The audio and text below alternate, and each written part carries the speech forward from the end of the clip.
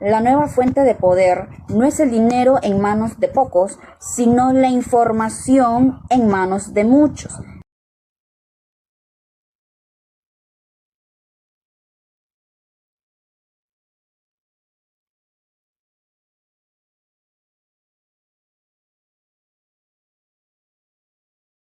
La economía no tiene una definición exacta, pero podemos decir de forma general que es la ciencia que se encarga de la forma en que se administran los recursos escasos con el objetivo de producir bienes y servicios para luego distribuirlos a la sociedad. La economía, como ciencia social, tiene como por objetivo el estudio del hombre en sus diversas manifestaciones económicas, es decir, cómo éste se desenvuelve o cómo éste resuelve sus problemas económicos. Según Adam Smith, considerado como el padre de la economía, define a esta como la ciencia de la riqueza, centrándose en cómo ésta produce e intercambia bienes y servicios con el objetivo de generar riqueza. David Ricardo dice que es aquella parte de la riqueza de una nación y cómo ésta la emplea en la producción. Considera los alimentos, los vestidos, la maquinaria, las herramientas y todo aquello necesario para dar efectividad al trabajo. Karl Marx dice que es el estudio de cómo las sociedades producen, distribuyen y consumen bienes y servicios. Alfred Marshall dice que es el estudio del ser humano en sus diversas actividades cotidianas y se enfoca en cómo las personas obtienen los recursos y cómo las utilizan. John Maynard Keynes contribuyó a la economía especialmente en el área de la macroeconomía. Además, enfatiza el papel de la demanda agregada y propone la presencia de la economía gubernamental para estabilizar esta en periodos de recesión. Características de la economía como ciencia. Es objetiva, clara, precisa, sin prejuicios ni religiones. Emplea mediciones sin ambigüedades, es decir, los datos por sí solos no se explican. Persigue la generalización. Permite conocer los hechos a futuros. Se corrige a sí misma, pues responde una pregunta y se plantea muchas más. Es sistemática, lleva un orden lógico y aplica el método científico.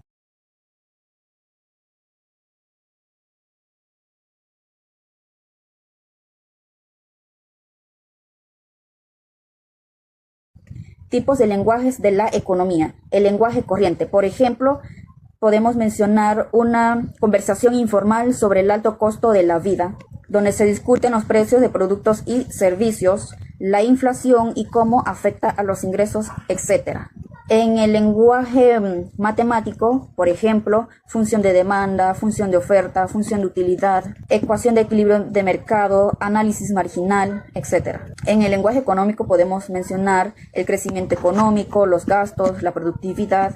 En el lenguaje numérico, estas se utilizan para expresar el Producto Interno Bruto de un país o la tasa de interés de un préstamo o para calcular el número de desempleados de un país. Y por último, el lenguaje gráfico. Se puede utilizar para la visualización de la demanda y la oferta. Métodos de estudios de la economía, inductivo y deductivo. El método inductivo parte de lo particular a lo general y el método deductivo parte de lo general a lo particular. Este método es el más recomendable.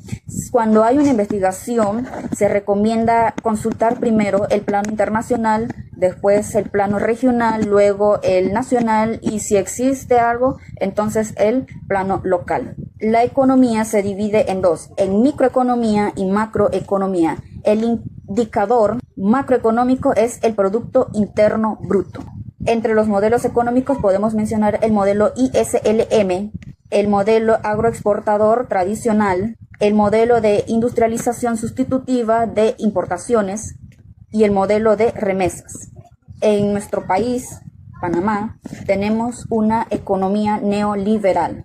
Existen tres enfoques de la investigación. La cualitativa, que es o se utiliza la entrevista. Esta entrevista puede ser estructurada, semiestructurada o abierta. Si se utiliza la abierta, se recomienda grabar porque usted no va a captar toda la información en el momento dado. En el enfoque cuantitativo es la encuesta. El instrumento es el cuestionario y la técnica la encuesta. Generalmente este se utiliza para la aprobación de una hipótesis. Y por último tenemos la mixta, que combina el enfoque cuantitativo con el cualitativo. En los tipos de investigación tenemos el descriptivo, el explorativo, el correlacional y el explicativo. Generalmente estos siempre llevan hipótesis.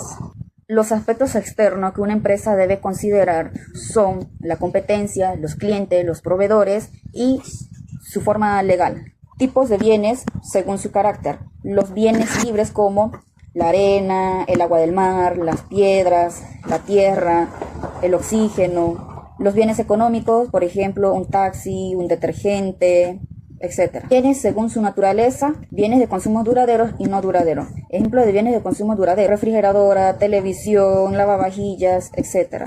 Ejemplo de bienes de servicios no duraderos: cosméticos, pinturas, medicinas.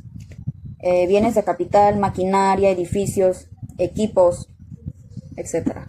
Bienes según su función.